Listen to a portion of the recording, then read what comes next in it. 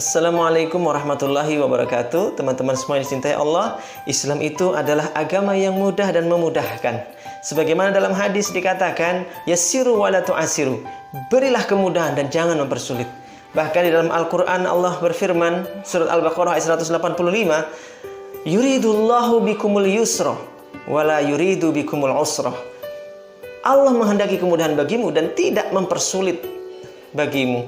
Maka Islam ini sudah didesain sedemikian rupa oleh Allah sehingga mudah untuk diaplikasikan oleh umatnya.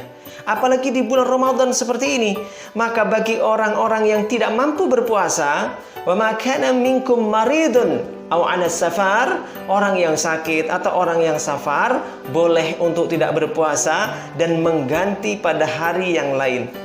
Orang yang sakit apabila dia tidak berpuasa karena dia mungkin karena sakit, boleh dia tidak berpuasa, ganti dengan hari yang lain. Satu, sakitnya ringan. Kalau sakitnya ringan, dia tetap wajib berpuasa. Dua, apabila sakitnya ini dengan berpuasa ternyata membuat kesehatannya semakin lambat sembuhnya, maka makruh baginya berpuasa. Ketiga, apabila sakitnya berat dan dengan berpuasa mengancam keselamatan jiwanya, maka justru haram baginya berpuasa. Maka lebih utamakan untuk cepat sembuh daripada berpuasanya.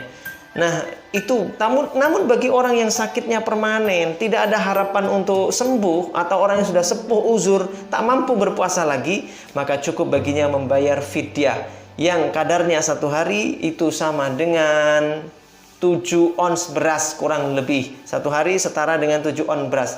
Begitu pula dengan wanita yang hamil dan menyusui. Maka dalam pendapat satu mazhab, maka dia boleh untuk tidak berpuasa, mengkodok, hanya membayar fidyah. Namun dalam mazhab yang lain seperti mazhab Syafi'i, maka dia membayar fidyah dan juga mengkodok pada hari yang lain. Monggo, mau diambil yang mana? Yang jelas prinsipnya dalam agama kita tidak mempersulit umatnya, tidak mempersulit umatnya sama sekali. Bahkan orang yang safar juga begitu, dia boleh mengganti, dia tidak puasa dan mengganti pada hari yang lain. Demikianlah Islam itu, memudahkan tapi tetap sesuai dengan syariat. Lalu bagaimana orang yang mau sholat sementara dia tidak mampu berdiri? Itulah Islam, memudahkan. Yaitu dia jika tidak mampu berdiri, dia sholat sambil duduk. Duduk biasa, duduk begini, dia sholat. Jika tidak mampu duduk atau di kursi duduknya nggak mampu, dia nggak mampu sujud, ya sudah cukup begini saja dia sujudnya. Jika dia tidak mampu, itu diberi kemudahan oleh Allah. Apabila tak mampu duduk, dia boleh berbaring, miring ke kanan, kepala di sebelah utara, badan miring ke kanan, menghadap ke arah kiblat. Kalau tidak mampu juga, maka kepala di sebelah timur, kaki menjulur ke barat, kepala ditegakkan sehingga kepala melihat ke kiblat, ya bukan ke barat tapi ke kiblat, di mana tempatnya berada, dia menghadap ke kiblat, yaitu ke Ka'bah, ke Masjidil Haram. Itu untuk orang yang sedang sakit. Bahkan wudhu pun Islam memudahkan. Orang yang nggak bisa kena air, karena mungkin dengan kena air sakitnya bertambah parah, dia boleh mengganti dengan tayamum.